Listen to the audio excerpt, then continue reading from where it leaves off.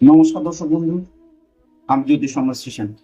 বন্ধুরা, গ্রহরাজ শনির কুদৃষ্টি যদি কারোর জীবনের উপর পড়ে, কারোর হাতের রেখায় বা কারোর জন্মছকে যদি গ্রহরাজ খারাপ থাকে, সেক্ষেত্রে বিভিন্ন দিক থেকে তার জীবন কিন্তু দুর্বিষহ হয়ে যাবে।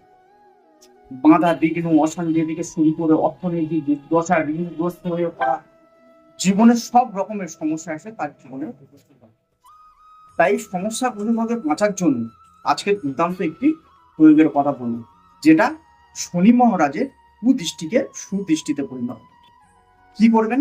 যে কোনো শনিবার একটি কালো কাপড় নিয়ে নেবেন, তার মধ্যে 7টি গোল মরিচ দেবেন এবং একটি 1 টাকা বা 2 টাকার কয়েন তার মধ্যে দিয়ে সেটাকে ভালো করে কুল্লি করে বেঁধে আপনার নিজের কাছে রেখে দিন। দেখবেন গ্রহ মহারাজের কুদৃষ্টি সুদৃষ্টিতে পরিণত হবে, আর যে জিনিসে হাত দেবেন সেটা মাটি থেকে